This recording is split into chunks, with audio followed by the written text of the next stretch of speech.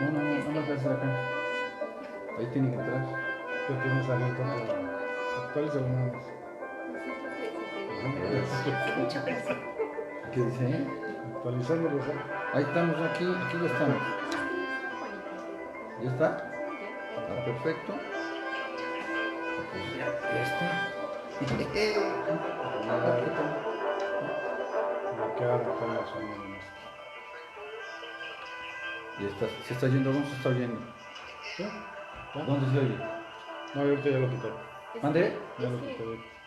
Ya estás en vivo, compañero. Sí, ya lo vi. ¡Hola! Ya. Oiga. Buenas tardes. Ahora, a todos. ¿de dónde se está Hola. oyendo? Es que no nos tenemos que oír. No la tenemos que oír, sí. Ah, ya, espérame, ya vi. Ahora sí, ya. Buenas tardes, queridos amigos. Hoy es un viernes un poco alegre. No, y a todo dar. ¿No? Gracias como siempre por sintonizarnos. ¿Y bueno, cómo se llama el noticiero? Están nuestro ustedes noticiero, escuchando y viendo su noticiero. La lógica en las noticias desde la heroica e histórica ciudad de Puebla. Hoy viernes 28 de junio de 2019. Y bueno, pues nos acompaña el día de hoy, por supuesto, el titular del noticiero, aunque ya no lo tenemos en el espacio que lo teníamos formalmente, Juan Francisco Menéndez Priante, amigo de todos ustedes. Hola, ¿qué tal? ¿Cómo están? Yo aquí feliz viendo, sí se oye, ¿no? Sí se oye bien, ahora lo tenemos allá también, se ve bien, se oye bien. Oigan, pues hoy, pues contentos de tener aquí al subsecretario de Gobernación, que vamos a hablar. Profesor de Derechos Humanos, compañero. Sí, subsecretario de Seguridad y De Derechos prevención Humanos. del derecho, de prevención del delito. Prevención del delito y y derechos derechos humanos. Es viernes, Y es- perdonen, es viernes. Luis Soriano Peregrina, para quien tal vez haya escuchado su nombre y no lo ubique. Y bueno, pues él tiene una trayectoria muy interesante, Juan Francisco y queridos amigos, porque de ser, pues de alguna manera, servidor público durante muchos años, Luis, realmente, en algún momento represivo, pues fíjate, querido Juan y queridos amigos, que se dedicó a la defensa de los burócratas despedidos del municipio, y eso lo llevó a ser perseguido político. De hecho, tuvo que salir de la ciudad de Puebla, ubicarse en otro lugar porque su integridad física corría peligro. Y bueno, pues se incorporó a muchos movimientos. De manera personal puedo decir que se solidarizó con el Comité para la Libertad de los Presos Políticos y con muchas otras causas. Hemos trabajado juntos durante muchos años. Y bueno, pues es un hombre congruente. Es un hombre que realmente el sentido de la justicia creo que lo lleva tatuado. Y bueno, es un gusto tenerte con nosotros, querido Luis. Hola, ¿cómo están? Muy buenas tardes tengan todos ustedes. Bueno, Acá, puestísimo y a la orden.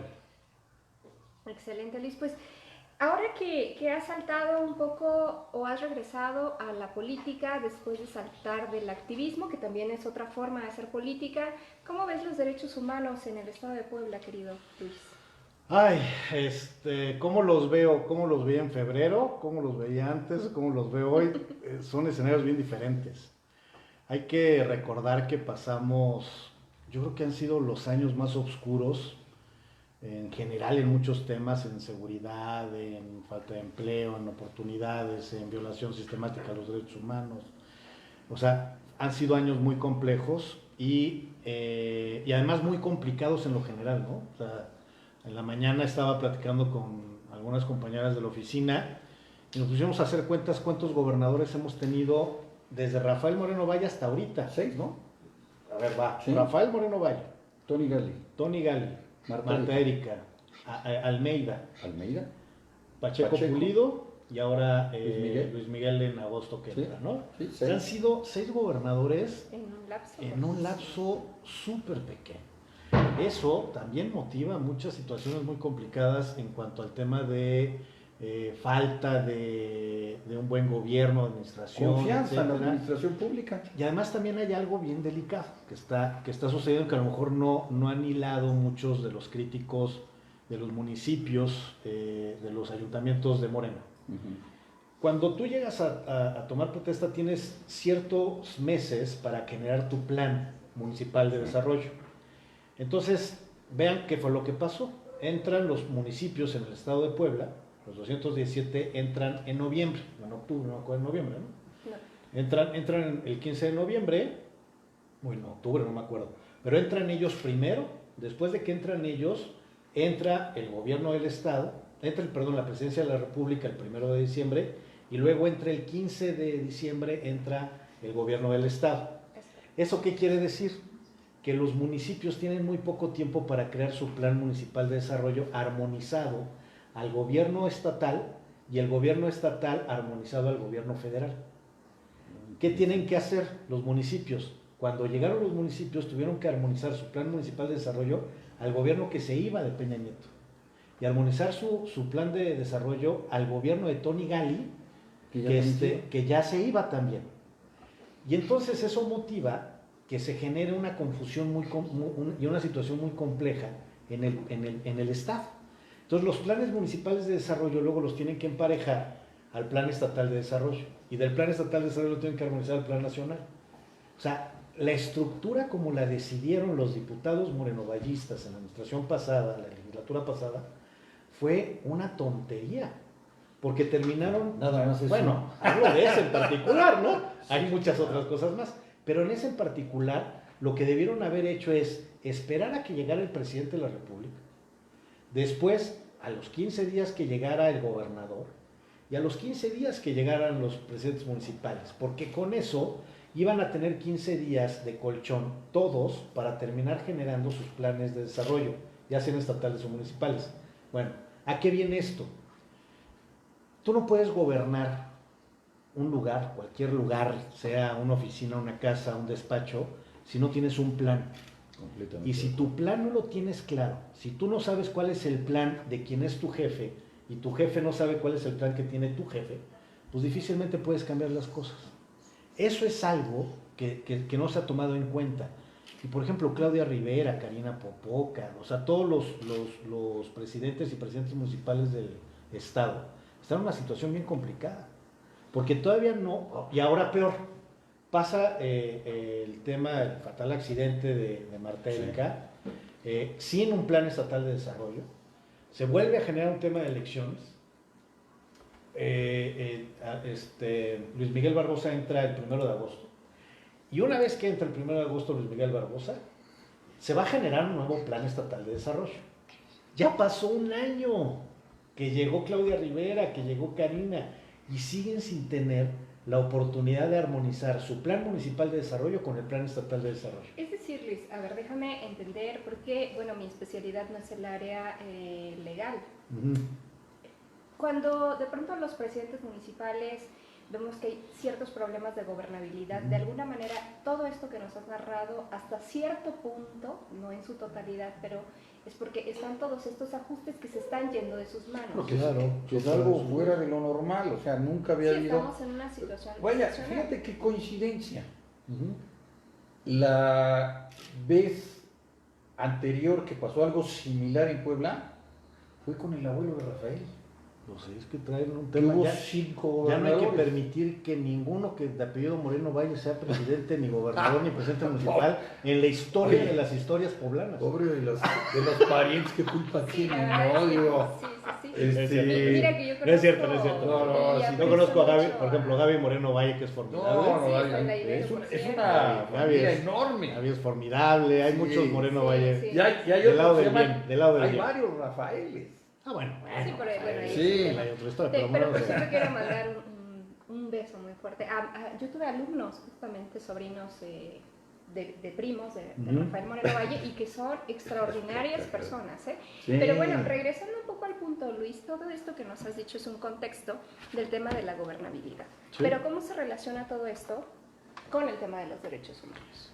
Mira, finalmente también un derecho humano, uno de los derechos humanos que tenemos en el mundo es el derecho a la ciudad. Y desde la base social que tenemos en todo el mundo para poder empezar a operar los esquemas de un tema de gobernabilidad, un tema de buenas prácticas, un tema de trabajo en pro de los derechos humanos. El derecho a la ciudad, para poder ejercer el derecho a la ciudad, pues lo primero que necesitas es tener un plan, un diagnóstico, indicadores, etcétera, que te puedan llevar ese camino. ¿Qué tiene que ver eso con los derechos humanos? que finalmente si tú no vas estructurando un plan municipal, un plan estatal, un plan nacional de desarrollo de derechos humanos, porque esa también es la otra, el Plan Nacional de Derechos Humanos en el país se está empezando y se iniciaron los trabajos hace 2 semanas, hace una semana. La semana pasada nos invitaron de la oficina de Andrés Manuel con Alejandro Encinas a una reunión para empezar a trabajar, iniciar los trabajos del plan del Programa Nacional de Derechos Humanos. Ese Programa Nacional de Derechos Humanos, que es la misma historia, ese Programa Nacional de Derechos Humanos, tenemos que nosotros armonizar el plan estatal de derechos humanos que ya tenemos, lo tenemos que armonizar al plan nacional. Oye, es que se hizo todo al revés. Sí, así está. Está invertido, está invertido. ¿Qué tiene que ver esto con los derechos humanos? Pues que no tiene, o sea, no puedes empezar a tirar líneas de tejido, de reconstrucción de tejido social, de generación de acciones de prevención del delito, de empezar a trabajar esquemas de dignificación de los derechos humanos. No sabes cuál va a ser la tendencia a nivel nacional en el tema del combate a la discriminación, cómo se va a abordar el esquema de la violencia feminicida, cómo vas a trabajar con el tema de los niños, niñas y adolescentes. Nos están viendo en Italia un presidente municipal, ¿eh? Un Italia, un abrazo a Franco Altieri. ¿Presidente municipal actual? En Rivelo, Italia. Órale, mira. mucho gusto. Ya somos internacionales. Sí. Luis, aquí como ciudadanos, quisiera hacerte esta pregunta porque es una constante que se escucha en el estado de Puebla. De pronto dicen, si tú nos pudieras dar un poco de luz, de pronto a mí me asaltan, de pronto a mí me hacen algo, agreden, pues mi integridad está en riesgo, y resulta que en base a los derechos humanos sale ganando el delincuente que mi propia integridad. ¿Qué hay de eso, Luis? No, eso ahí es un tema de las malas interpretaciones que se le dan al tema de los derechos humanos. Los derechos humanos no protegen delincuentes, los derechos humanos protegen seres humanos y defienden seres humanos. Independientemente De la situación que es, ese es Muy uno. bien. 2, en la ponderación de los derechos, en donde se identifica qué derecho se tiene que tomar más en cuenta que otro, se tiene que tomar en cuenta primero el derecho de la víctima. Por encima del derecho de cualquiera está el derecho de la víctima. Okay. Y en el caso que tú refieres, en donde a mí me violentan, me vulneran, me hace daño, me asaltan, me agreden, y está el derecho también del delincuente, o sea, porque que también tiene un justo proceso. Primero está tu derecho como víctima, y después está el derecho de la persona procesada o responsable de cometer a un acto ilícito, ¿no? Okay. Entonces, eso de que los derechos humanos protegen a los delincuentes, no, los derechos humanos protegen los derechos de los seres humanos. En la ponderación de los derechos se beneficia o se le defiende más a la víctima que al victimario. O sea, en ese decir, a ver, los dos tienen sus derechos como seres humanos, él es víctima y él es victimario, hacia quién tenemos que empoderar o a quién tenemos que apoyar más o hay mayores protocolos, hacia la víctima de delito, hacia la víctima de violencia, hacia la víctima de Estado, o sea, primero es la víctima, o al familiar de la víctima, de desaparecidos, etcétera, etcétera. Este tema que acabas de tocar, creo que sí te lo llegué a comentar, querido Juan Francisco, que hace muy pocas semanas hubo justamente un foro en el cual fuiste justamente ponente y que fue el tema del derecho a la ciudad, esto que tú mencionabas. Y uno de los temas fundamentales que a mí como madre de familia, como ser humano, simplemente me mueve mucho es el tema de las desapariciones. Este tipo de personas que no están secuestradas porque nunca recibes una llamada, simplemente un día salen de su casa y jamás vuelves a saber de ellas. Hoy hubo un hecho concreto que a mí me pareció terrible en el lugar donde trabajo, porque hoy nos dieron a firmar un papel y nos dijeron, en base a la nueva reforma laboral planteada en mayo, necesitamos que nos llenen esta póliza por si a ustedes los asesinan o los secuestran. ¿Quiénes van a ser sus beneficiarios? ¿No? Un poco, bueno, es como algo que te están dando, ¿no? Pero el punto es vivir en México, vivir en Puebla, vivir en Veracruz, vivir en Tamaulipas, vivir en Sonora, vivir en Guerrero. Resulta que de pronto tú sales, pero ya no sabes si vas a regresar, porque te pueden pasar una serie de circunstancias muy graves. Hace semana y media, Luis, se creó esto que se llama la Comisión Estatal de Búsqueda.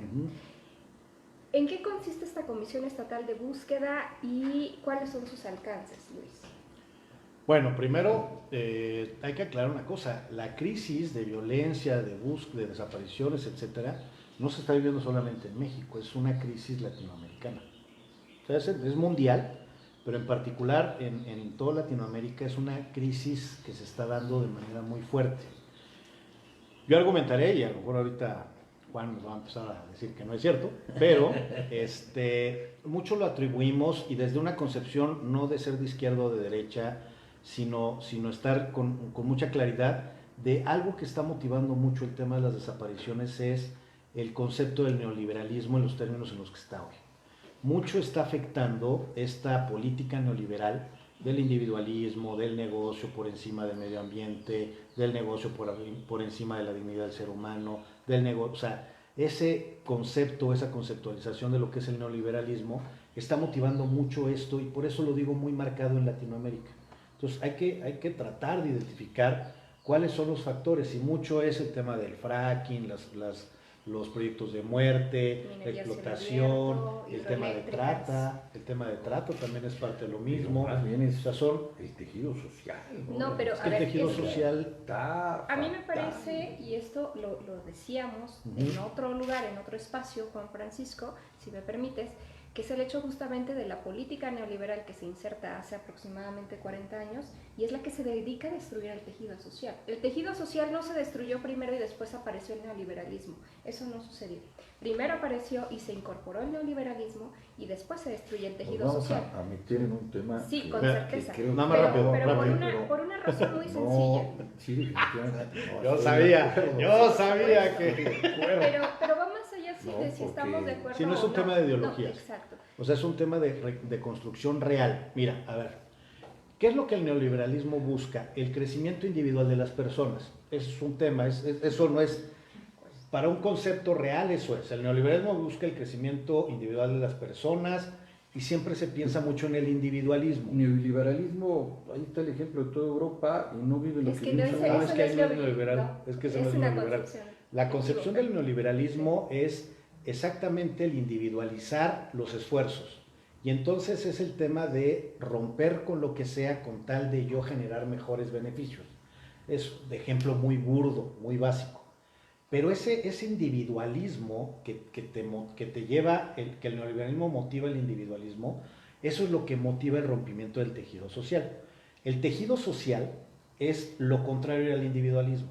El tejido social es un tema de comunidad. Pero yo no veo... Bueno, la comunidad... Tenemos un concepto diferente del neoliberalismo. El esquema de comunidad es lo que se está buscando reconstruir, el tejido social.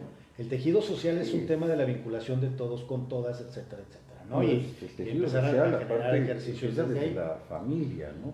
Bueno, eso precisamente el neoliberalismo, también desde la concepción más amplia, lo que busca es que desde la misma familia se fracture y se rompan los esquemas para beneficiar factores de productividad. La misma Ley Federal del Trabajo, la actual, en la modificación que hicieron con Felipe Calderón, se mete al trabajador, o sea, ya deja de ser un tema de relación obrero-patronal y se meten los factores de productividad y al trabajador se le mete dentro de los factores de productividad. La Ley Federal del Trabajo vigente, la que todavía está actualmente, que es bajo el esquema del neoliberalismo, lo que hace es precisamente meter como uno de los elementos de la productividad del trabajador. Anteriormente a esta reforma, la Ley Federal del Trabajo hablaba de una relación obrero-patronal. Eso significa que existía el distingo de que eran seres humanos que estaban realizando una actividad determinada. Hoy se le utiliza como uno de los factores, ¿no? Como parte de los factores al trabajador, pero ya de manera legal. Ya no es en un tema de producción o de los factores de producción, sino ya lo meten desde un tema legal. Y ahí rompes todos los esquemas que están viviendo. Eso es una violación sistemática de los derechos humanos, por ejemplo. La violación a los derechos humanos de los trabajadores o de los seres humanos que trabajan. Ese tipo de temas es parte de las violaciones. A ver, quien está a favor del neoliberalismo, desde concepciones muy generales hasta concepciones muy básicas, son los que están a favor de la violación de los derechos humanos en los diferentes escenarios. las famosas Smart City, desde la concepción de la privatización de los espacios públicos, es una violación a los derechos humanos, precisamente del derecho a la ciudad, el derecho colectivo, el derecho a pertenecer a un área común. Esa es una. Es un gran negocio que hicieron muchos, pero eso es parte. El tema del derecho del trabajo, individualizar este tipo de esquemas y meterles factor de productividad, también es una violación sistemática a los derechos humanos de los trabajadores. El tema del medio ambiente, de estar priorizando por encima de un pueblo o una comunidad el beneficio de generar o de extraer material, gas, agua, etcétera, por encima de esa comunidad, también es una violación sistemática de los derechos humanos. El neoliberalismo es la postura o el sistema que violenta los derechos humanos de manera sistemática a nivel estatal. Te lo digo, no desde una postura de izquierda, que pudiera ser de izquierda yo, o progresista. Te lo estoy diciendo desde una postura de un pensamiento de la defensa de los derechos humanos. Yo lo veo de otra manera, en el sentido que ahora sí que tanto gobierno como sea suficiente y tanta empresa como sea necesaria, ¿no? El empresario, ¿sí? Tiene que... Fíjate que la semana que entra precisamente me hicieron el favor de invitar a una empresa, voy a ir a entrevistar a un empresario en Puebla para hablar de la empresa socialmente responsable. Cuando hay una empresa socialmente responsable, pues no tienes que entrar en todos los temas que tú estás entrando. Pero es que y es una empresa dentro del neoliberalismo. No, tú lo acabas de decir. Una empresa socialmente responsable no entra en los esquemas que estamos hablando. Es otro esquema, es diferente. Pues yo te estoy hablando del Partido Acción Nacional. Puede ser, es que no es el PAN, es que no es un tema del PAN o del PRI o del PRD o de Morena. Bueno, pues es un tema de ideología y pensamiento. Yo difiero de ti, ¿y sabes por qué? Porque el Partido Acción Nacional, cuando estuvo en el poder, por supuesto que dio concesiones a toda la base neoliberal de manera impresionante. Yo lo que me refiero es que también el PRI pues juega a lo que juega. Esta modificación de la ley, de esta nueva ley o estas nuevas reformas, recuerdo que se hicieron el último día que Felipe Calderón fue presidente de la República, el último día. Al día siguiente tomó protesta Enrique Peña Nieto. En realidad fue... Pero se pudo haber cancelado esa reforma legal. Esa legislación es una legislación neoliberal. Una empresa socialmente responsable no es propiamente el esquema de la Ley Federal del Trabajo. Es otro tema totalmente diferente. Bueno, ahorita que tienen ustedes la mayoría en el Senado y la mayoría en la Cámara de Diputados, pues cambien las leyes. Es que es eso, la modificación de las leyes es hacia donde tenemos que ir. Tenemos que armonizar. Las leyes durante 30 años en México, primero fueron desde 1917 para acá, que se trataron de ir modificando leyes hasta la gran reforma del artículo primero, en donde se genera el tema de los derechos humanos, que se vuelven obligatorios para todo. Pero a partir de esa modificación para acá, fue como el declive de la legislación mexicana. Todas las leyes y toda la misma Constitución se empezó a modificar para irse hacia el enfoque del neoliberalismo, hacia el enfoque de la privatización del agua, de las petroquímicas, empezar a privatizar todo, empezar a hacer todos los esquemas de rompimiento de los derechos humanos. Y todos lo salvaban diciendo, bueno, pero ahí está el artículo primero, porque el artículo primero habla del tema de los derechos humanos. Entonces, modificaron todo para poder hacer esto, y las modificaciones de las leyes secundarias. El tema de subrogar el tema del servicio de educación, subrogar el tema del servicio del Infonavit, subrogar el tema de las AFORES, empezar a privatizar, porque eso es un tema de privatización. O sea, empiezas a privatizar la salud, el tema de la reforma educativa, que era la cereza en el pastel, la privatización de la educación, la privatización de la salud, la privatización de la seguridad social. O sea, todos esos actos de privatización es neoliberalismo. Pero es neoliberalismo en la ley. Ya no es una práctica de comercio, ya no es una práctica empresarial, ya se vuelve legislación. Eso es un tema de violación sistemática. Eso es lo que hay que ir identificando. ¿Qué tiene que pasar hoy? O por lo menos, ¿qué es lo que estamos buscando que suceda hoy en día? Hoy lo que tenemos que hacer es revertir todo eso y poner en el centro de la discusión al ser humano en comunidad con el medio ambiente. Es el centro de la discusión, tiene que ser el ser humano, pero con un esquema de medio ambiente. Así es como realmente vamos a poder empezar a modificar los esquemas. Tienes que volver a regresar a modificar leyes, no regresar, sino empezar a irnos hacia nuevas etapas y épocas de los derechos humanos. Tenemos que ir caminando hacia allá. Y caminar hacia allá es modificar leyes y empezar a ver las leyes desde un pensamiento de respeto y dignidad de los derechos humanos. Dignidad y respeto del medio ambiente. Dignidad y respeto de los niños, niñas, adolescentes, adultos mayores, etc. Una pregunta que te quería decir desde el otro día.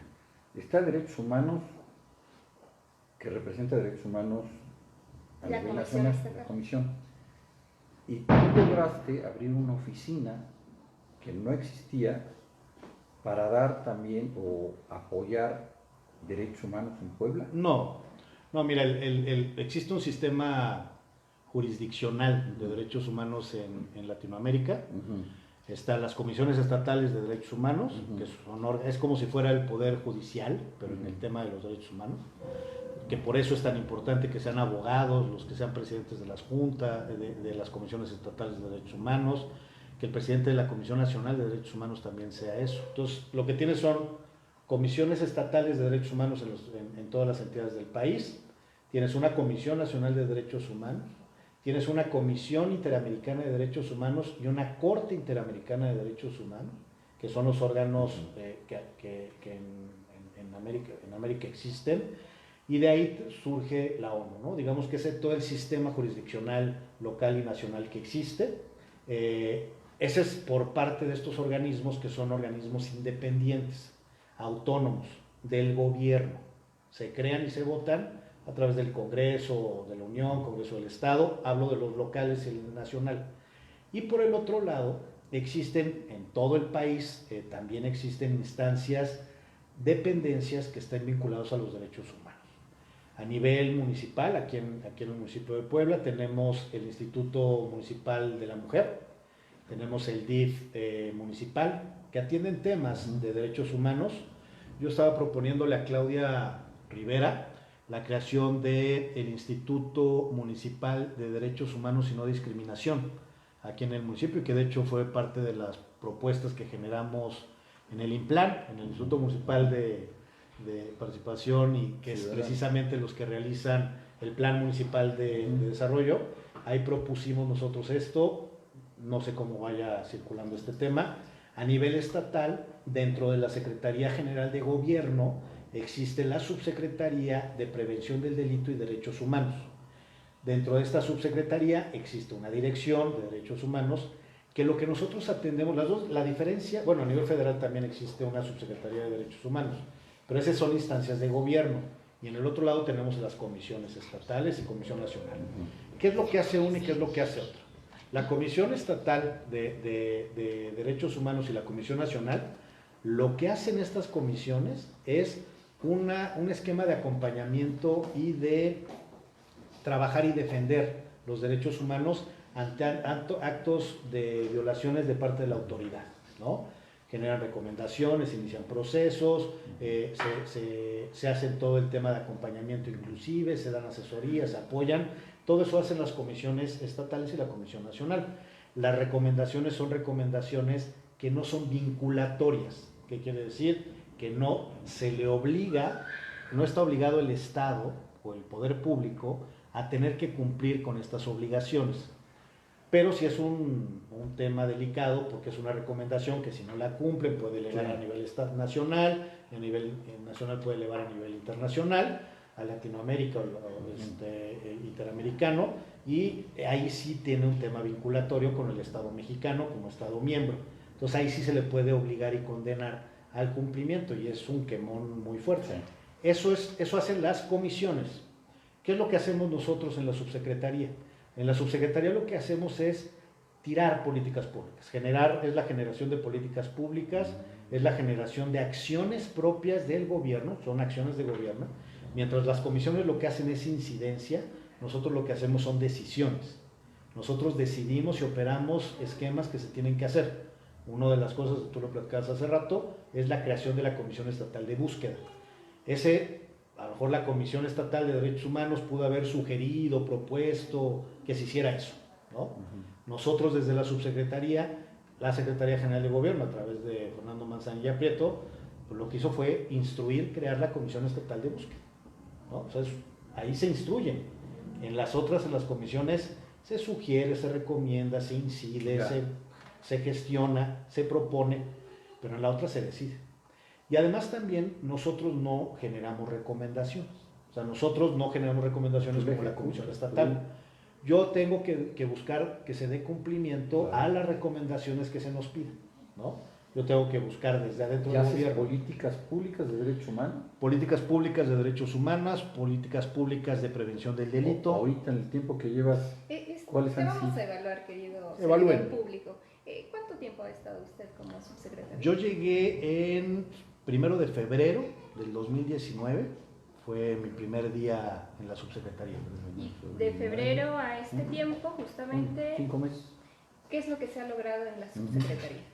Primero, bueno, el mayor logro, el más visible que tenemos hoy es la creación de la Comisión Estatal de Búsqueda, que es una obligación que teníamos que cumplir desde el 2017. No se había cumplido, no se cumplió con Para Rafael. aquellos que no sabemos en qué consiste la ¿Qué es Comisión una Estatal comisión de Búsqueda. Primero, el sistema de la Comisión Estatal de Búsqueda, ¿por qué se crea acá? Primero, derivado de la gran cantidad de desapariciones que en el país se fue dando, derivado y a razón mucho de la descomposición social que se dio a partir de la famosa guerra del narco de Felipe Calderón, ¿no? Felipe Calderón inicia su famosa guerra del narco y empieza a ver en todo el mundo, o sea, en todo el país se empieza a volver el país de fosas comunes. Y empieza a haber desaparecidos por todos lados y empieza a haber fosas clandestinas por todos lados. Mucho también abona la situación que se está viviendo en Juárez, pero cada vez se va agravando, ¿no? De ese tiempo para acá se va agravando. Se toma la determinación a nivel internacional, se sugiere el tema de la creación de instrumentos normativos y administrativos que lo que permitan es apoyar a las víctimas, apoyar a los familiares de las víctimas de personas desaparecidas, toda vez que las fiscalías, procuradurías, etcétera, lo que realmente hacían era revictimizar a los familiares. Lo que tú me estás diciendo es, yo tengo un familiar desaparecido y dejo de ir a la fiscalía o voy a la fiscalía y los busco a ustedes. Se sigue dando. A ver, ¿qué es lo que hace la fiscalía y qué es lo que hace la Comisión Estatal o la Comisión Nacional de Búsqueda? La fiscalía es el instrumento normativo donde se tiene que realizar toda la investigación, ¿no? Okay. Pues no es un poder, pero es un órgano jurisdiccional que se dedica al tema de la prevención y de la investigación, etcétera, y que se dedique. No depende ni del poder. La fiscalía no es poder judicial y no es poder ejecutivo. Es un organismo de procuración, búsqueda de justicia. Nos representa, ¿no?, a los poblanos. Digamos que es como el defensor del pueblo. Es el fiscal, es el que representa al pueblo. Eso es lo que hace la fiscalía. Los defiende. Pero dentro de la fiscalía tienen la obligación ellos de investigar a través de las carpetas de investigación hoy, anteriormente averiguaciones previas. Ellos, ¿qué es lo que hacen? Ellos, a través, en Puebla hay una fiscalía de búsqueda, especializada en búsqueda. Lo que se hace es, yo presento mi denuncia o informo que está desaparecido mi familiar o un amigo, etcétera. La fiscalía tiene la obligación de iniciar una carpeta de investigación, investigar, realizar todos los instrumentos normativos que como fiscalía tienen, de buscar a través de los celulares geolocalizador, en dónde está la última llamada, meterse a los teléfonos, las cuentas, etcétera, etcétera, etcétera. La investigación, ¿no? La investigación que tienen que hacer, todo eso lo hace la fiscalía.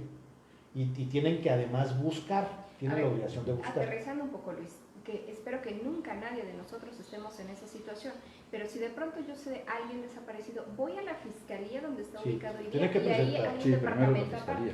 Sí, se tiene que presentar la denuncia. Se tiene que presentar la denuncia a fuerza, porque si no, no procede. O sea, si no, no se vuelve una cifra. 48 horas? No, inmediatamente que tengan esta situación, se presenta uno en la fiscalía y se tiene que presentar la denuncia para que se inicie la carpeta de investigación. ¿Qué hace la comisión de búsqueda? O sea, todo esto lo hace la fiscalía, lo tiene que hacer, es obligación legal de tenerlo que hacer. La comisión de búsqueda lo que hace es darle acompañamiento a los familiares. se vuelve como un guía, un asesor jurídico, un soporte también para temas de medidas de contención de lo que está viviendo. Tienen las herramientas, inclusive tienen indumentaria para poder realizar búsquedas. De repente tienen drones, tienen palas, tienen localizadores, o sea, pueden realizar toda la estructura, tienen equipo para realizar búsquedas. O sea, si yo sospecho que mi persona desaparecida está en X lugar, ¿esta comisión yo puedo ir a la comisión, okay, y decirles, oye, a ver, a mí me informaron que está en el municipio X, ¿no? Y en tal poblado. Okay. Entonces la comisión de búsqueda lo que puede hacer es organizar una jornada de búsqueda, van con el familiar, se realizan todas las averiguaciones, evidentemente al ser del Estado se tendría que cumplir con todos los requisitos, las formalidades, se habla fiscalía, se habla policía, inclusive el tema de seguridad, y se hace la búsqueda. Yeah. Si en el barrido de la búsqueda se encuentra alguna osamenta que no precisamente sea del familiar, se le tiene que informar a fiscalía y decirle a la fiscalía que hay una osamenta. Hace el levantamiento. ¿Y qué haces con esa osamenta? ¿Cómo saber? No, eso es la fiscalía. Eso ya es la fiscalía. Por eso, la de búsqueda llega, hay un hueso humano. ¿Quién conserva los datos, por ejemplo? Eso lo tiene que traer la fiscalía. O sea, la fiscalía es la responsable de todo. Okay. Las comisiones de búsqueda lo que hacen es dar un acompañamiento. Ahora yo entro en crisis. Hay personal contención. El tema es buscar que las comisiones tengan esta función de poder generar este tema de contención. Pero es tan importante, esto que acabas de decir es muy importante. A nivel nacional tenemos la Comisión Nacional de Búsqueda, pero también tenemos la Comisión Nacional de Víctimas. Okay. O sea, son dos comisiones. La Comisión Nacional de Búsqueda se dedica a checar estos temas y la Comisión Nacional de Víctimas lo que busca es dar esta contención. Esto que tú comentas de apoyo psicosocial, sí, inclusive apoyo económico, todo eso, humana. exactamente. Sí. Eso es en la Comisión Nacional de Víctimas. ¿Qué es lo que pasa en Puebla? Que ese es otro de los temas que en Puebla, la verdad es que es horrible la poca atención que se le había dado al tema de los derechos humanos en el Estado. La Comisión de Búsqueda no estaba creada. Se crea apenas, o se genera el decreto de creación. De aquí tenemos 120 días para ver recursos, un el logro, tema... ¿fue algo que tú presionaste? No, es un logro de este gobierno, del gobierno del Estado de Puebla, de Fernando Manzanilla, de Guillermo Pacheco Pulido, porque sin ellos no se hubiera hecho. Claro. O sea, pudimos haber tenido muchas ganas. Sale de la subsecretaría. Sí. ¿No? Bueno, no sé. Sí. No sé. Pero esa es la comisión de búsqueda. A nivel, que era una deuda que tenía el Estado desde el 2017. La comisión de víctimas. La comisión de víctimas en el Estado de Puebla no existe. Pero está peor todavía el asunto. La ley de víctimas del Estado de Puebla es una ley que está creada conforme la Ley de Víctimas Nacional del 2012. Bueno, la Ley de Víctimas Nacional de Víctimas del 2012 ya no existe. Hoy lo que existe es una Ley de Víctimas del 2017. Nuestra ley está armonizada a la del 2012, que ya no existe. Y entonces lo que tenemos que hacer es armonizar la Ley de Víctimas o sea, tenemos que quitar esa ley y generar, imagínate, tenemos que crear la Ley de Víctimas armonizada a la del 2017 para poder estar en condiciones de crear la Comisión Estatal de Víctimas, que es la que va a generar toda esta contención a los familiares. No existe. ¿Qué es lo que estamos trabajando y hacia dónde vamos? Por lo menos, y además en un periodo de 6 meses, son gobiernos de 6 meses, en donde ni siquiera nos estábamos acomodando cuando ya estábamos metidos en la comisión de búsqueda, cuando ya andábamos en el tema de crear la nueva ley de víctimas, cuando ya estábamos en el tema del mecanismo de protección de defensores y periodistas, cuando ya andábamos en el tema de modificar los lineamientos de todos los centros, los 25 centros de prevención que tenemos en el Estado. O sea, todavía ni siquiera nos estábamos sentando cuando dijimos, es que esto si no lo sacamos ahorita, no lo sacamos nunca. Pero bueno, de la comisión de víctimas la tenemos que armonizar. Tenemos toda la esperanza y la ilusión que para antes del 15 de julio, ya tengamos por lo menos la ley entregada en el Congreso del Estado, para que el Congreso del Estado esté en condiciones de poderla analizar, verificar, aprobar, y ahora sí estar en condiciones de crear la Comisión Estatal de Víctimas. Pues es gravísimo. ¿Por qué no creamos la Comisión Estatal de Víctimas ahorita? Pues porque no tenemos una ley que nos los permita. ¿Sabes cómo estamos operando? Nosotros, ¿sabes por qué cómo estamos operando hoy? Estamos operando conforme a la ley del 2012. Existe la Comisión Estatal de Derechos Humanos, existe una Dirección de Atención a Víctimas de Delito de la Fiscalía del Estado de Puebla, que además está funcionando muy bien esta Dirección Estatal de ¿Es la que Víctimas está de en el Delito. 17 Poniente? Creo que sí. Sí. Son las dos áreas, ¿no? Y entonces unos atienden, la Comisión Estatal de Derechos Humanos atiende a las víctimas de derechos humanos y la otra atiende a las víctimas de delito. Sí. Bueno, ¿quién coordina esto? Pues lo tengo que coordinar yo. En la Subsecretaría de la Subsecretaría de Prevención del Delito y Derechos Humanos nos toca la coordinación de dos áreas Que no son de ustedes. y que además son independientes y son autónomas. Sí, claro. O sea, la Comisión Estatal de Derechos Humanos y la Fiscalía Claro. son órganos autónomos que por un tema de buena voluntad de las dos se firmó un convenio de colaboración y de coordinación en donde permiten que quien coordine los trabajos en estas dos tareas sea la Comisión Estatal de Derechos Humanos y la Comisión y la Dirección Estatal de Víctimas. Pero es un tema de buena voluntad. O sea, es grave lo que estaba pasando en esto que Puebla. estás señalando, Luis, yo quisiera hacerte una pregunta. ¿El tema del activismo, a ti te dio otra perspectiva de los derechos humanos o eres el mismo Luis de hace 15 años No, totalmente. al Luis que tenemos hoy día? No, totalmente diferente. Más bien, déjate hace 15 años, mi caro. Sí, Del 2015 para acá. Ok. O sea, yo creo que, porque finalmente yo sí seguía siendo el mismo antes del 10 de abril del 2015, que fue cuando tuvo a bien Rafael de decirme, o te quedas o te vas, ¿no? No, más bien, te quedas y dije, no, yo ya me voy. Del 10 de abril del 2015, antes del 10 de abril del 2015 y después del 10 de abril del 2015, sí mi perspectiva, mi pensamiento, mi lógica, mi forma de actuar, mi forma de pensar es totalmente diferente. Bueno, y te seguiste preparando en el tema de derechos humanos. Seguí en el tema de la estudiada. La verdad es que yo empecé la lógica de los derechos humanos después de la persecución. O sea, después del 10 de abril, que tuve la oportunidad de empezar a moverme y a conocer. Tú eras uno de...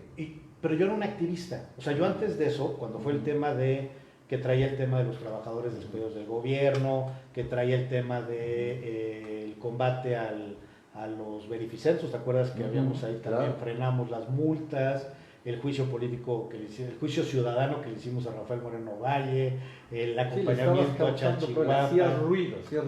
Era un activista, sí. Y yo me autodenominaba activista ciudadano, porque además decía activista político, pues no, soy activista ciudadano, ¿no? Porque desde la ciudadanía... Porque nadie abanderaba tu causa. Sí, nada. Entonces...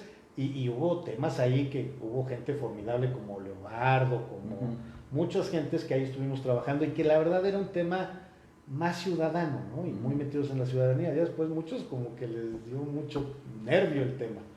Pero yo seguí en ese tema. Después del 10 de abril fue cuando empecé yo a conocer a los defensores en todo el país.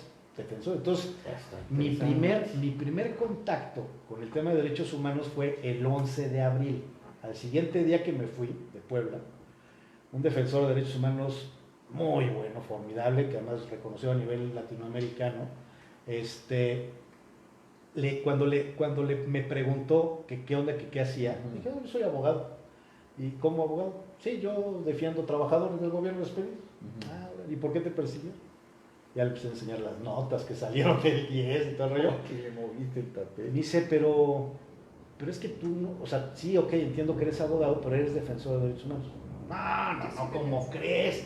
¿Yo qué voy a ser defensor si yo estuve en el gobierno, yo estuve en partidos políticos? Yo no soy defensor. Para ser defensor nunca tienes que haber estado en el gobierno, no tenías que cobrar. Que lo había sido sin querer. Sí, o sea, y de repente él me decía, oye, a ver, yo soy defensor, yo cobro por lo que hago. Claro. Yo soy defensor y fui sacerdote. Fui sacerdote. Yo soy defensor y esto, y yo fui defensor y aquello, yo fui defensor y... Entonces dije, entonces soy... Porque en Puebla dicen que yo no soy defensor porque trabajé en gobierno. Me dice, ¿sabes cuántos defensores de derechos humanos hay con experiencia de haber sido hasta presidentes de países? Dije, no. Entonces, a partir de ahí, entonces soy defensor, sí, tú eres defensor de derechos humanos de los derechos de los trabajadores, ¿no? Dije, soy bonito. Sí, dije, no soy eso, ¿no? Está muy pipiris, ¿no? Poco a poco empecé yo a ir a los movimientos sociales. Entonces fui a Cherán, conocí a la gente de Nochistlán, conocí a la gente de Ayotzinapan, a periodistas de Veracruz, a muchos de los que estaban en el tema de búsqueda de Coahuila. Pero aparte peligrosón también, ¿no? Pues mira, Vaya. no mide uno también. Sí. O sea, ya cuando sí. Dices que la libraste, que además sí. Seguías sin librarla. En esos días que a mí me estaban persiguiendo, me llegó la noticia de lo del hermano de Tona, del hijo de Simitrio. Ah, ya. Que lo detuvieron en la Ciudad de México, pasando la PGR, terminando una manifestación. Dije, no, pues ya me cargo de payaso, ¿no? Porque estos me van a agarrar en donde esté. Y no, finalmente se logró.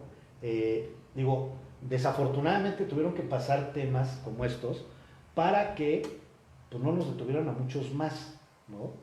Entonces se empiezan a generar medidas de protección y es cuando me meten al mecanismo de maneras extraordinarias, con medidas extraordinarias, el mecanismo de protección. Platícales, por favor, brevemente eso, que lo platica, y es en serio como estar viendo a la CIA. No, es en serio increíble, la verdad, cuando te lo platica, porque a mí me tocó un amigo de la familia que me lo empezó a platicar, pero ya ella me dio más datos, tú fuiste más sencillito en tu explicación, no quisiste abundar mucho en el tema.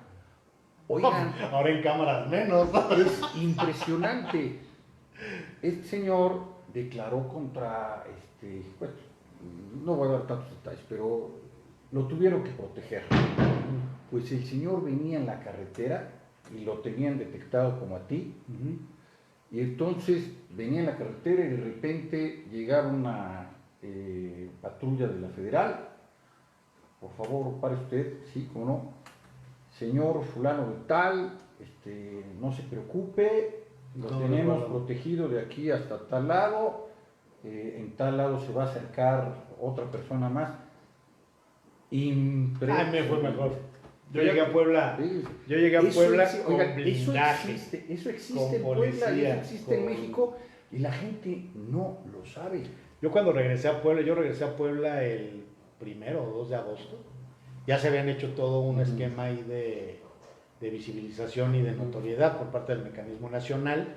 Se le informó a Rafael Moreno Valle, que a mí ya me protegía, que yo estaba protegido del mecanismo nacional, que había observadores internacionales, había organizaciones, había temas de la ONU, Amnistía y varias organizaciones más, inclusive algunas embajadas que también estaban en el esquema de protección. Y ese tema, a mí me acuerdo mucho el 2, se hace una rueda de prensa. O sea, yo llego a Gobernación, que es de donde tenía que salir, llego a Gobernación y antes de salir había medios de comunicación nacional, ¿no? El tema no era que nos transmitieran o nos publicitaran al otro día el tema, ¿no? O ese mismo día en los noticieros. El tema es que se quedara el material grabado por cualquier cosa que llegara a suceder. Entonces, el material, más una rueda de prensa, todos, Televisa, TV Azteca, para armarte todos los medios, o sea, se genera toda esta rueda de prensa para que todos tuvieran material, ¿no? Entonces, para regresó con guaruras, con vehículos, o sea, todo una persona, yo me sentía súper extraño, así como que, ¿y esto cómo se come? Entonces ya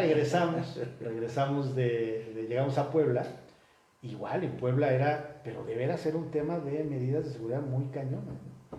Y así fue, al otro día que tuve ya la rueda de prensa, que además era una rueda de prensa operada precisamente para elevar mi perfil y que Rafael supiera, que todo el mundo supiera que yo ya estaba en Puebla, que también era un tema, ya estoy en Puebla y si me pasa algo es responsabilidad de Rafael, donde estuvieron muchos defensores buenos, malos y regulares, y de todo tipo, porque para que se supiera que el tema era un tema de todos, ¿no? Y era un tema de blindaje de todos, porque eso también ayuda, o sea, que eso fue lo que yo precisamente estuve haciendo mucho con la gente del comité.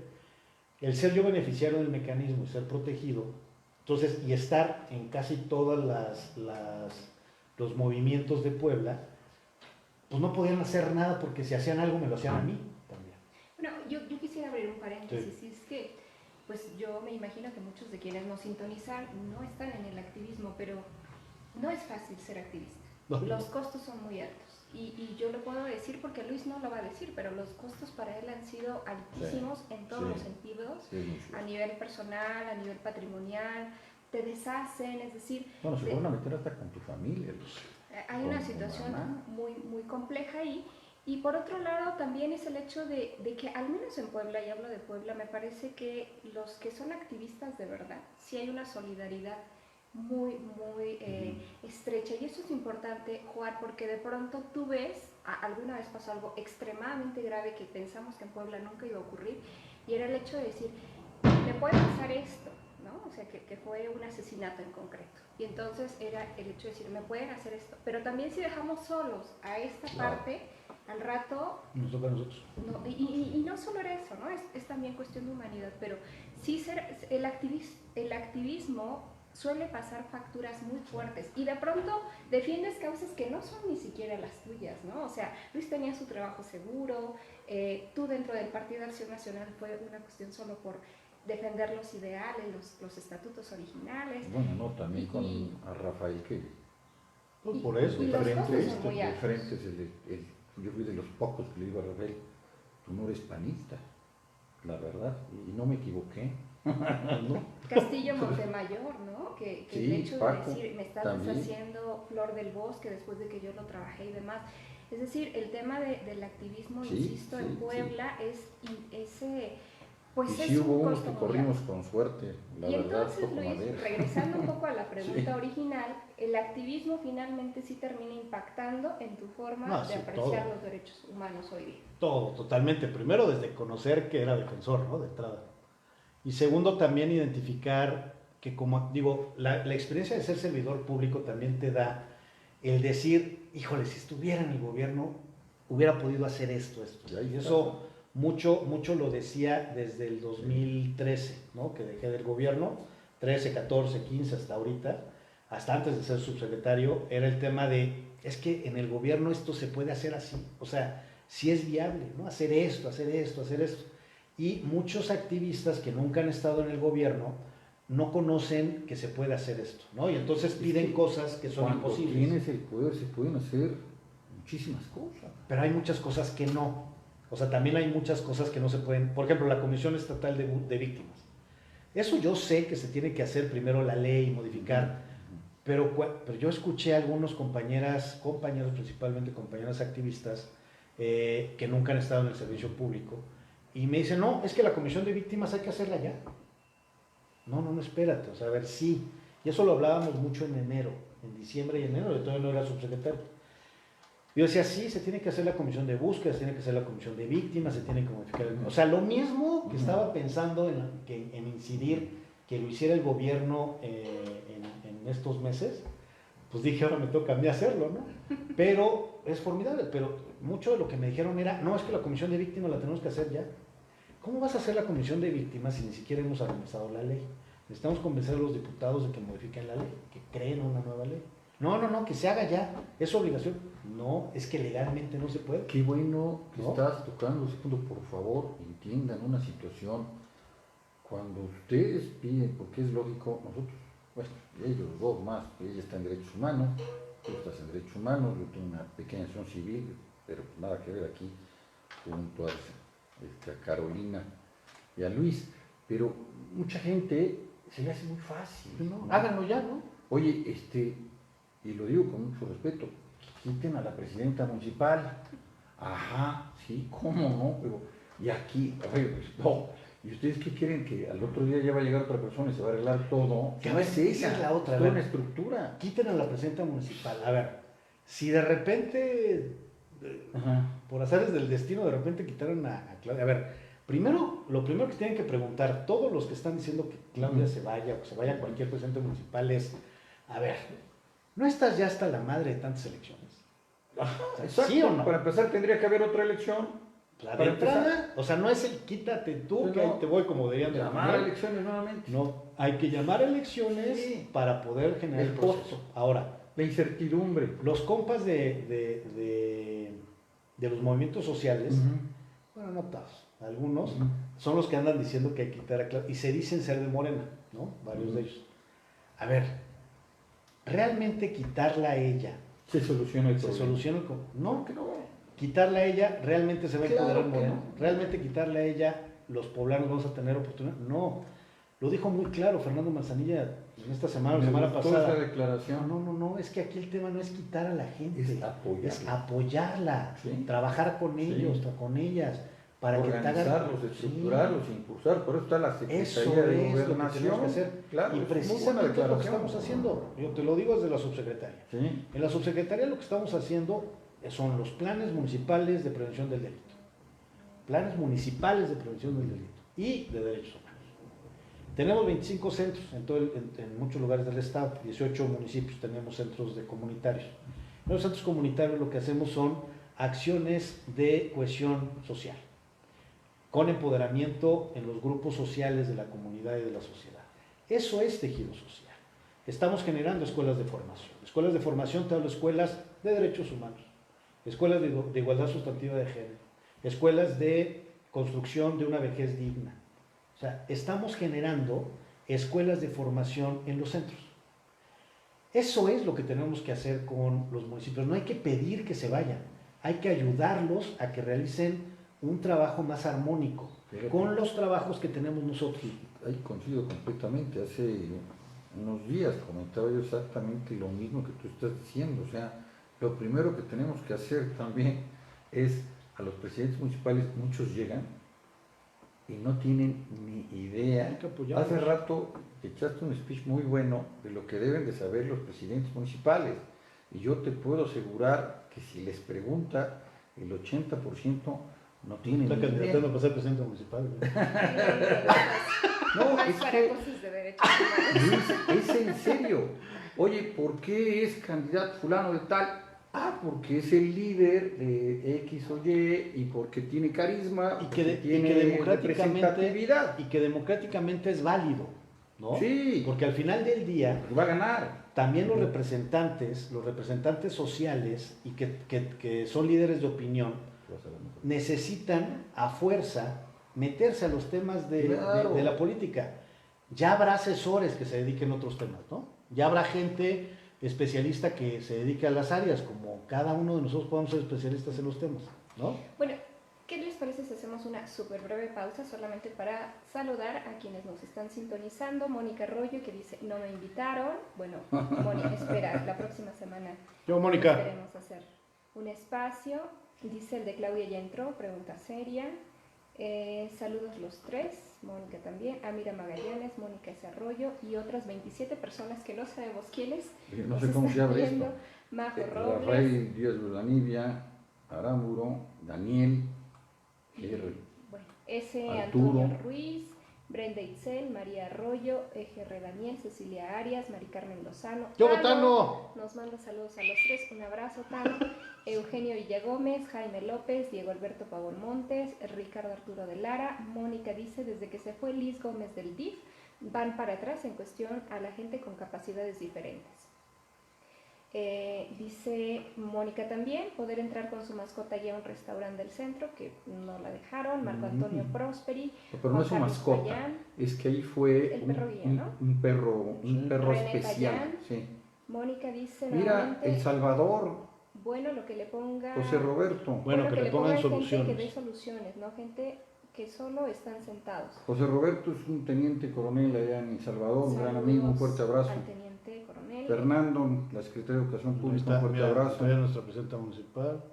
Fernando Escondrillas, muchos saludos. Igualmente. Disculpen a los que no pudimos ver que estaban conectados porque no nos desglosa la lista, pero bueno, muchas gracias. Ángel Herrera, que está conectando. Ok. Iván FP. Ya está. Ya está. Pues sí, Luis. ¿Cómo ven? Está complicado el tema, pero hay salvación. Digo, nos vamos a tener salvación. De veras hay salvación. De veras. Sí es complicado. O sea, sí tenemos un retroceso enorme. ¿Qué me agrada? Y la verdad te lo digo en serio. ¿Qué pasión traes, compadre? Ojalá y todos trajeran esas ganas. Pues es que si no la... A ver, si no... ¿Sabes qué me gusta de Luis? Creo que nunca se lo he dicho. ¿Qué me gusta de Luis? No, que me Los gusta lentes. Luis. Dije, eso no me la sabía, Ricardo. Los lentes. Avísame. Lo que me gusta de Luis es justamente que creo que la clave, y esto debieran entenderlo mucho en Morena, es el hecho de que debe llegar una persona que tiene los conocimientos y que tiene la sensibilidad política. La pasión. Porque de pronto Sí, ¿no? desafortunadamente, estamos viendo que la sensibilidad sin conocimientos no necesariamente te garantiza el éxito. Y los conocimientos sin sensibilidad y compromiso político es dictadura. Exacto. Entonces, Mira, esta combinación que bien. tienes, a mí me parece muy, muy interesante. Dice Mónica Luis, de presidente municipal. De Tochtepec, de ahí soy yo.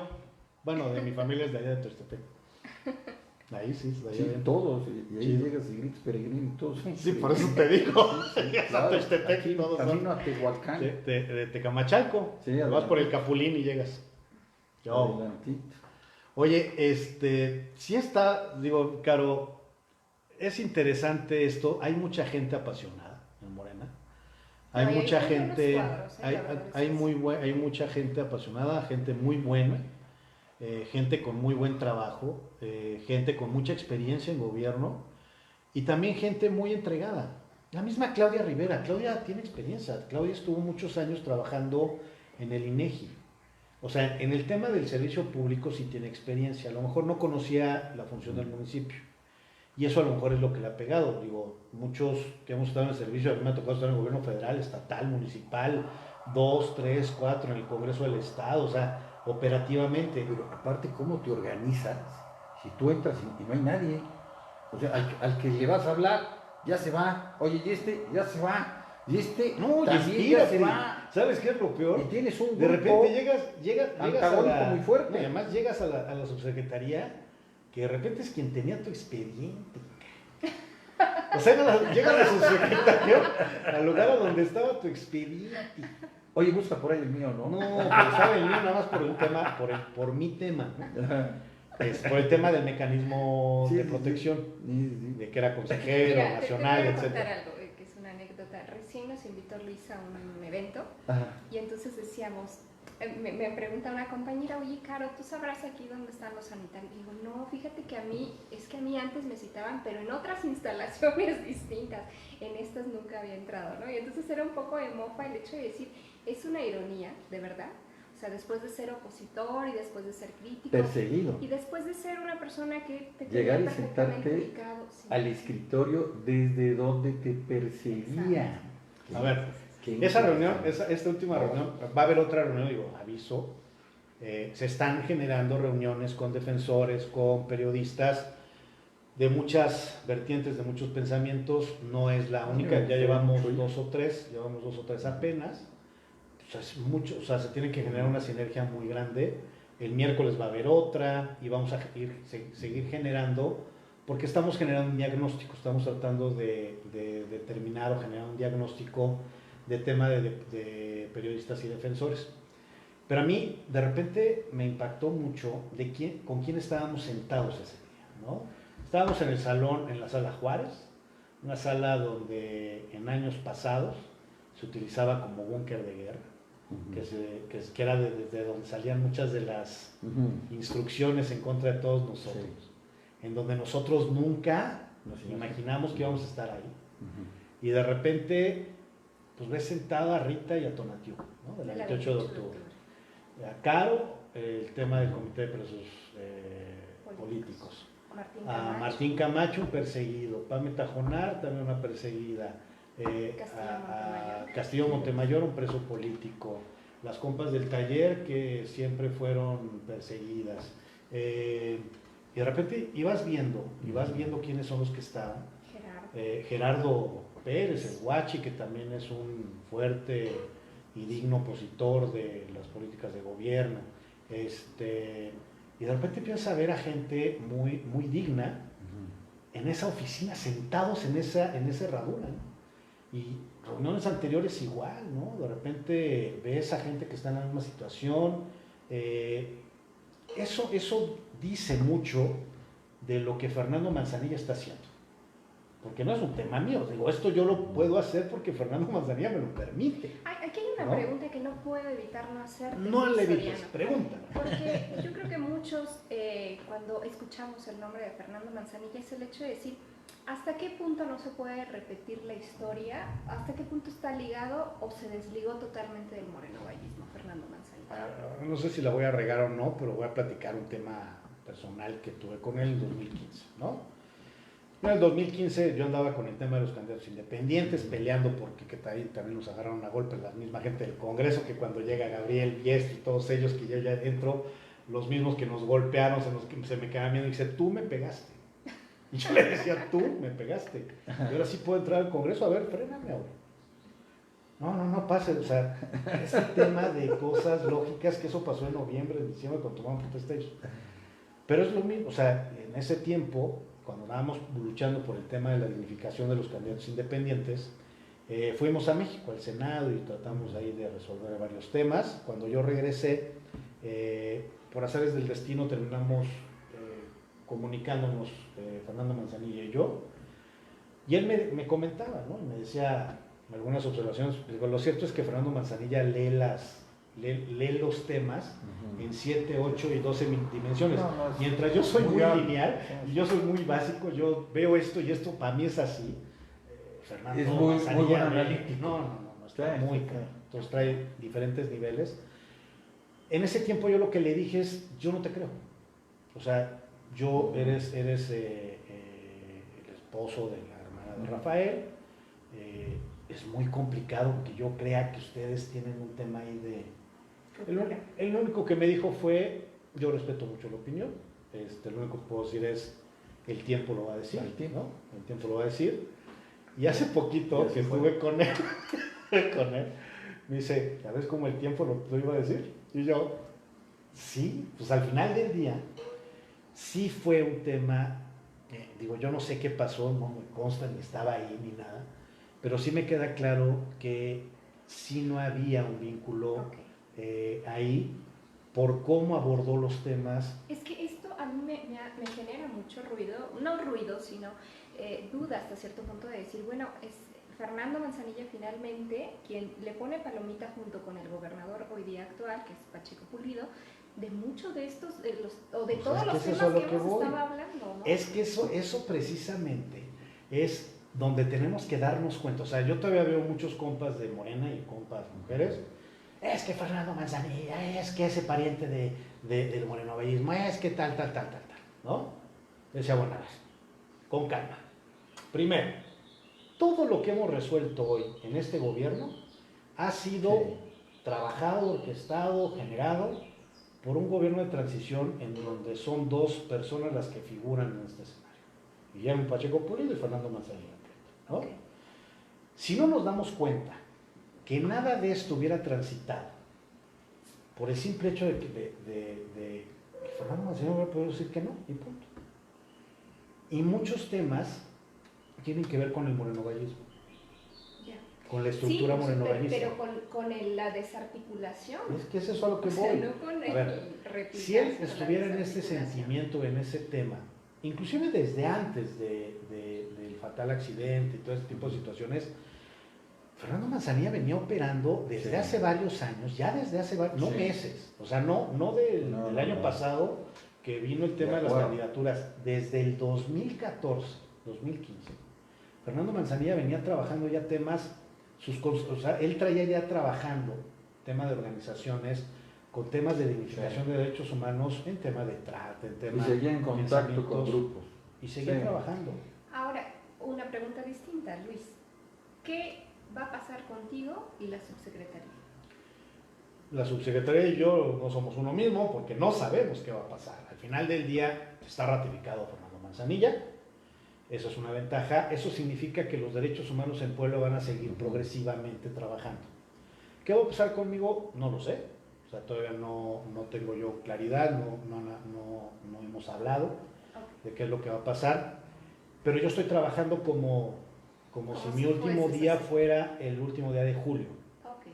O sea, yo estoy pensando en eso y por eso estoy tratando de sacar todos los temas para el último día de julio. ¿Qué tienes pendiente de este momento hasta ese día? La ley estatal de víctimas, Okay. el fortalecimiento de la coordinación de este tema de la atención a víctimas con la Comisión Estatal de Derechos Humanos y la Comisión y la Dirección Estatal de Víctimas de Delito, el tema de generar un convenio, un acuerdo de colaboración con cámaras empresariales, no para que ellos le metan al tema, sino para que de manera colectiva o juntos podamos generar alianzas, alianzas en el tema de derechos humanos, en temas de prevención del delito y en temas de participación ciudadana de manera integral. Oye, si oye Taico Alarcón, ¿no? Para presidente. No, yo encantado de la vida. Está interesante. Esos y varios temas más, temas de participación ciudadana. ¿Cuándo entra el nuevo gobierno?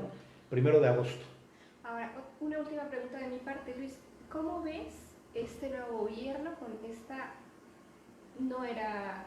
bueno, ¿cómo ves este nuevo gobierno de Luis Miguel Barbosa que tenemos ya en puerta y estas nuevas designaciones que hay? Bien, yo veo, la verdad es que el gobernador electo, la verdad es que a mí me tocó conocerlo y tratar mucho con él el año pasado, ya antes de la campaña, Luis Miguel Barbosa. Es un señor que realmente está buscando trascender. Y el tema de buscar trascender no es cualquier cosa. Trascender no como Rafael, sino trascender como el mejor gobernador de Puebla. Y mucho de lo que él trae es el tema de los derechos humanos. O sea, sí trae muy claro y muy marcado el tema de los derechos humanos. Unos 2 días, el martes anterior a que terminara la campaña, tuvieron un evento de derechos humanos. Yo estuve muy atento de lo que pasó en ese evento un día antes del miércoles, fue el martes. Sí, fue el martes, exacto. El miércoles se cierra la campaña, entonces un día antes del cierre de que se terminaran las campañas, se genera este evento de derechos humanos. Con mucha atención me di cuenta que muy ocupado, muy preocupado precisamente con el tema de los presos políticos, sí, con el tema del comité de presos políticos. Porque estuve en ese evento que tuvieron... Fue el único candidato, y se lo comentaba Juan Francisco, el único que nos convocó. Sí. O sea, ningún otro candidato parecía estar preocupado por el tema de derechos humanos, cosa que me pareció terrible, y se comprometió a crear la comisión de búsqueda. ¿Qué hubo? A crear la comisión de búsqueda, pero también se comprometió a que no iba a haber un... Promesa cumplida, señor gobernador. Un perseguido más, que no iba a haber violaciones a los derechos humanos, y bueno, en otra serie de cuestiones ya. Temas muy claros. Gobierna 5 años nada más. Sí, bueno, va a ser un poquito más de 5 años, gobernará... 5 años y meses, o sea, él agosto, cumple... septiembre, o sea, octubre, noviembre... él va a ser los 5 años, 4 o 5 meses. lo que le falta Sí. al sexenio. Que si el sexenio no cambia, Ok, es un periodo más es pequeño. que sí he oído que varias era. preguntas de eso. Sí, empieza el 1 de agosto y termina igual el 15 de diciembre, ¿no? Bueno, me he dicho yo ya... Ahora sí que pues ya es gobernador, Sí, ya. porque lo que tú comentaste desde el principio, 6 gobernadores. Complicado, ¿no? Y trae años. proyecto. Hay un proyecto interesante, de hecho, derivado de esta reunión que tuvieron ustedes ese martes. Se generaron mesas de trabajo posteriores a ese evento, porque no nada más era el evento, que eso ahí es donde a mí me da certidumbre de que realmente los temas de derechos humanos sí los está tomando en serio. Porque pudo haber hecho el evento nada más, ¿no? Aplausos, promesas y se acaba ahí la historia. Hubo mesas de trabajo después de ese evento. O sea, después del evento, ese fue como el evento inaugural, se generaron varias mesas con diferentes ejes en temas de derechos humanos y esos insumos que se generaron hoy están ya plasmados en un proyecto integral de derechos humanos, que bueno, me han pedido también a mí que participe, que sea parte de ese proyecto, etcétera. Entonces ya hay un proyecto muy claro en el tema y aparte perfectamente estructurado y con los temas con los que se puede hacer, qué se puede hacer, qué no se puede hacer, políticas públicas, indicadores, diagnósticos, o sea, un proyecto muy claro en el tema de derechos humanos. O sea, sí no es un tema de broma, es un tema muy serio. De hecho, él trae mucho el tema de la paz. Más que de broma, de marketing, ¿no? Porque de bluff, moda, ¿no? De o sea, bluff. sí, y es algo que sí se está tomando, Sí. Entonces... Muy en serio, muy en serio. El tema de la construcción de paz que es un tema muy propio del tema de defensores, etcétera. A mí me sorprendió mucho esas palabras, ¿no? Es que la construcción de paz y tenemos que andar buscando construir la paz. ¿No? Ese tipo de mensajes son los mensajes que a uno le dan tranquilidad. Y entonces, te he de decir, a mí, yo sí estoy tranquilo, no por el tema de si sigo o no sigo en la subsecretaría, si me quedo o paso a otra posición, o no sé. Yo me quedo muy tranquilo porque a mí me queda claro que en el estado de Puebla va a haber buenos referentes en el tema de derechos humanos. O sea, sí hay una tendencia, como lo dices tú, Caro, no es un tema de marketing, yo creo que sí es un tema de realmente empezar a aterrizar temas de derechos humanos y de dignificar y de reconstruir el tema de los derechos humanos otra vez en Puebla, ¿no? Desde la Comisión Estatal de Derechos Humanos, el Instituto Poblano de la Mujer, recién acaban de nombrar a Mónica Díaz de Rivera como la nueva secretaria de Igualdad Sustantiva de Género. La hermana de Toño Sánchez Díaz de Rivera. Sí, pero bueno, Mónica se cuece aparte. Mónica es una mujer que trae un tema... María Eugenia. ¿Es de la Ibero? Sí. No, María Eugenia es de la Ibero. Mónica Díaz de Rivera trae un tema muy fuerte en el tema de la lucha y defensa y dignificación de los derechos humanos de las mujeres. O sea, sí traen temas, ¿no? Y es la creación de una nueva Secretaría de Igualdad Sustantiva de Género a nivel estatal. Importante, ¿eh? O sea, sí trae temas importantes. ¿Por qué no hacemos el compromiso, mi querido Luis, que en agosto, cuando ya esté el gabinete, cuando ya estén en funciones nuevamente, que invitamos, ¿no? Para que nos platiques del gabinete? ¿Desde el desempleo o desde el empleo? ¿Dónde vas a estar o dónde quedaste? Nos va a dar muchísimo gusto hablarte, ¿no? Ya tendremos un panorama más claro y creo que después de tantas... tanto bueno, es que va a dar panorama escabroso, claro, va a dar certidumbre a todos, ¿no? Con un gobierno, sí, que transitemos en un gobierno de trabajo, ¿no? Hay designaciones que a mí me... Julio Glogner es muy buena, Abelardo Cuellar, gente de Morena, inclusive gente de los gobiernos progresistas. A mí, Karen Berlanga, por ejemplo, que repite siendo Contralora. Karen hoy es la secretaria de la Contraloría, es formidable, es una mujer con una ética intachable, entera, fuerte, muy, muy, muy empoderada. Híjole, el doctor Ruiz, que queda en claro, Salud, el mismo Fernando Manzanilla, que se queda en la Secretaría de Gobernación, que ese nombramiento es clave para el tema de políticas de derechos humanos. O sea, si nada más imagínense. Y de gobernabilidad. Si en 6 meses logró Fernando Manzanilla todo lo que ha logrado en derechos humanos, imagínense lo que va a poder lograr en más de 5 años. En temas aparte es una persona que sale y lo que dice es congruente. No dice, no hace declaraciones políticas. No simula tampoco. O sea, lo que dice es, ¿no? Nos vamos a tardar mucho tiempo en arreglar eso. Sí, hay eso lo dijo desde que llegó y es muy cierto. Allí tenemos que estar toda la sociedad y también tiene que trabajar la sociedad y el gobierno. Hay mucho cochinero. Y entonces primero hay que limpiar el cochinero y después arreglar los muebles. Puebla la hicieron pedazos. Sí, la dejaron muy mal en el sentido de seguridad y de corrupción y de negocios y cosas raras. Pero hay esperanza, o sea, de veras, y no es una lujo de la esperanza, diría mi presidente, sino realmente al general, ¿no? Que es el que captura al Chapo, el que trae las medallas más fuertes a nivel nacional en tema de inteligencia, ¿no? Sí, eso es lo que se ha hablado mucho. La única forma de arreglar esto es con inteligencia, no con enfrentamiento. Y con prevención. O sea, son dos las herramientas que se tienen que usar. Hay que apostarle a la prevención. Pero la prevención nace gracias a la investigación, que la investigación nace gracias a la inteligencia, ¿no? La prevención del delito es evitar que se genere el delito.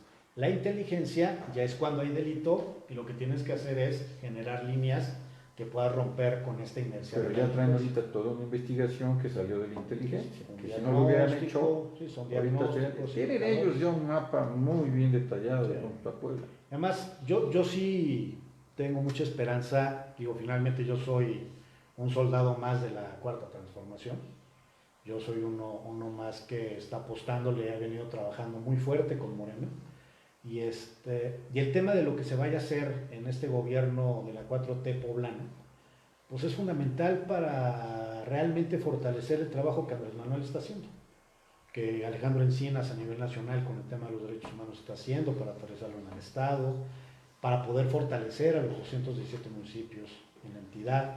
O sea, es fundamental. O sea, la 4T en Puebla ya empezó, y empezó desde el 1 de febrero, desde que llegamos, pero a partir del 1 de agosto se posiciona de lleno en el gobierno del Estado de Puebla. Esperemos realmente, si independientemente de ser o no de Morena, simpatizantes o no, pues buenos resultados, Sí. que es lo que Y es que necesitamos. la gente 4T y buenos resultados es sinónimo. Excelente. ¿Cómo ven? Mira aquí, Francisco Alejandro Ponce que envía saludos, Mónica no cree mucho en el discurso de la prevención y Bueno. Manuel Frausto también saludos. Sí, es muy Bien, difícil Maki. pensar en eso, ¿eh? Violeta Segura. Ay, Pregúntale, ¿qué dijo Mónica? Pregúntale qué. Es que ahí te había puesto. Prevención. No, antes. Dice, Pregúntale a los notarios, tienen todo rezagado por los cambios y cambios. No, bueno, Sí, pero- ese es un tema. Por ejemplo, los títulos, o sea, los firman los No, ya hay- gobernadores, ¿sabes cómo le van a hacer? Ahí hay un tema, ay, mi querida Mónica, te metiste o comentaste un tema muy escabroso ahí, pero sí, hay, sobre todo con lo que se queda el gobierno, que hay algunas propiedades que no hay ni títulos, ¿no? De propiedad. Hay Sí, temas ya, enredados. ya lleva meses investigándose y Temas creo que va a haber sorpresa. Pero va a ir bien, Ahora sí que pues, nos ponemos de acuerdo, ¿no? Y en agosto Claro. en agosto. estás aquí con ¿Llegaré nosotros. desde el desempleo o llegaré desde alguna No, yo oportunidad? creo que vas a llegar. Eres una persona que está convencida de lo que está haciendo, aparte está preparado. Esa con parte es resultados. agradable. No, la mejor ¿No? parte, Luis, es que estás finalmente respondiendo a la Sí, le gusta, y sociedad aparte le gusta, está preparado, le gusta mucho lo que y a hace. cosas que son trascendentes, Sí. que son necesarias y que de verdad, o sea, yo lo pienso desde la otra perspectiva. También vi a muchas de estas madres, padres de personas desaparecidas, es algo que no se le desea a nadie, es una cuestión de humanidad. Y tantos años en los cuales no se hizo nada, y qué bueno de verdad que en este sentido, bueno, pues hayas llegado a este puesto y que estés a la altura de las circunstancias históricas. Gracias por la invitación.